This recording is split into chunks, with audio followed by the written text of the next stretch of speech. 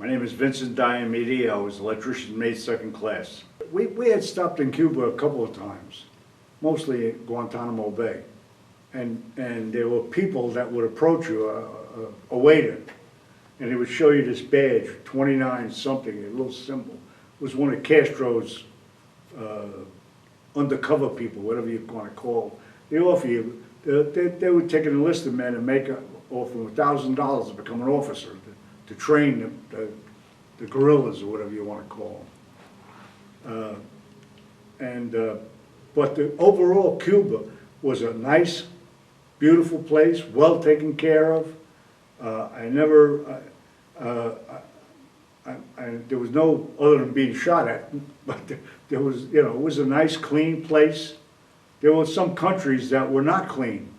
There were some countries that looked like they needed somebody to go in and clean them up. But Cuba was very, very well taken care of. Finding out later, there were things that happened with Batista. But he had the mafia running a section of Havana over there that made money. They had money coming in. The people lived well.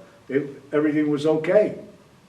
After 50 years of Castro, I mean, you could go and get a classic car over in Cuba because they never imported any cars.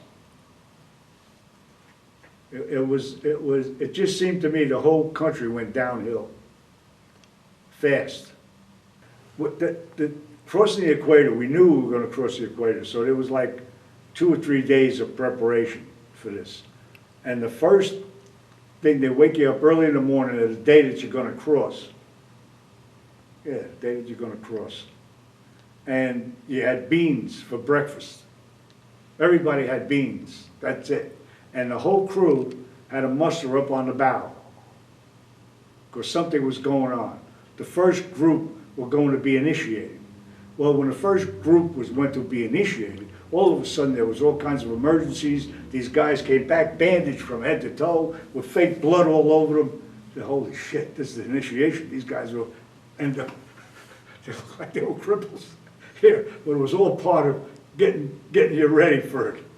And then they read out your grievances, the grievance that Neptune had against you, and you had to agree with the grievance, and I went through a whole little process with that. And then they finally started this initiation, which was, everything was done back aft. So all the crew was like filtered from the forward part of the ship back aft. There's a picture that I have of after going through the initiation, a friend of mine, I had no shirt on because the shirt got black oil all over it. And after I took the picture, I took the pants off and threw them over the side because the clothes was just ruined. But it's a good picture, I always like it. I was standing there bare-chested, I looked pretty good, 18 years old. Well, one of the things, you had to kiss the royal baby's butt, well, stomach, not butt. And there was, when you were on a beach, you kicked a seashell and you didn't show respect. It was like, say nickel-dime stuff, but stuff that people would ordinarily do that King Neptune didn't want you to do. So you swore allegiance to the King Neptune. It was a great ceremony. They did a good job. And the captain was terrific. We flew to Skull and Crossbones.